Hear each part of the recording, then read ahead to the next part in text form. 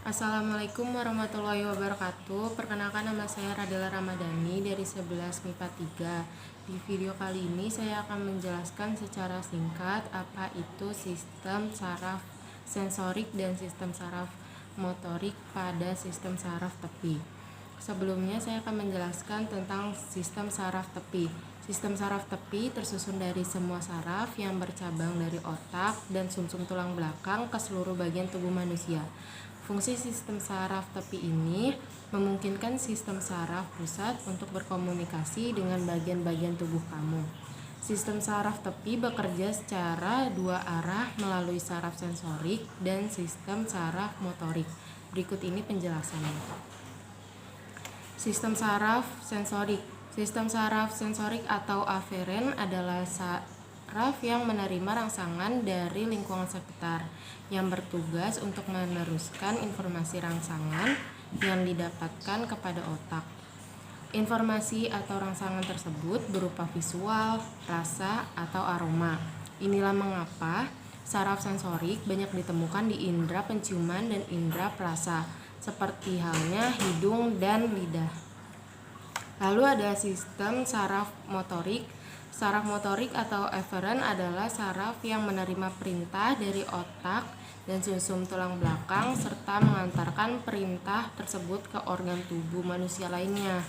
Saraf motorik ini dibedakan juga menjadi dua, yaitu saraf somatik dan saraf otonom. Saraf somatik.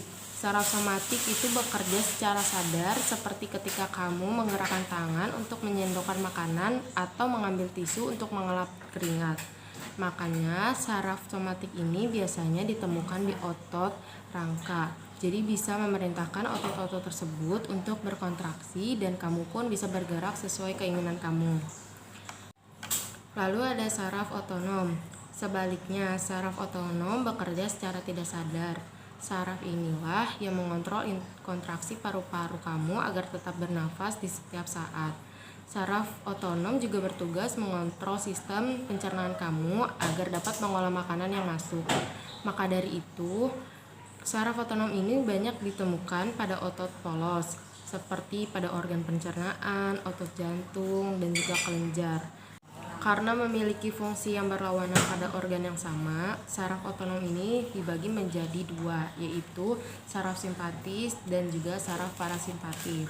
Saraf simpatis ini adalah saraf yang mengendalikan respon tubuh kita pada saat kita berada dalam keadaan bahaya atau yang biasa disebut keadaan fight or flight.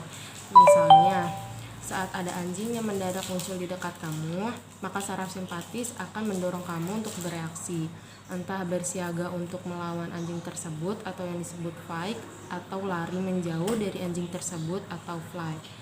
Lalu ada saraf parasimpatis.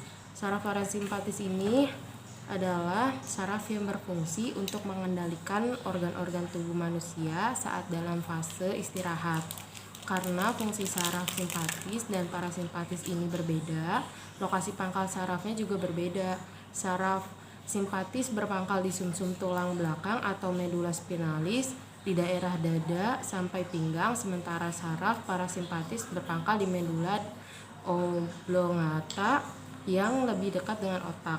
Berikut adalah perbedaan fungsi susunan pada saraf simpatis dan saraf parasimpatis, yaitu satu, ada pupil.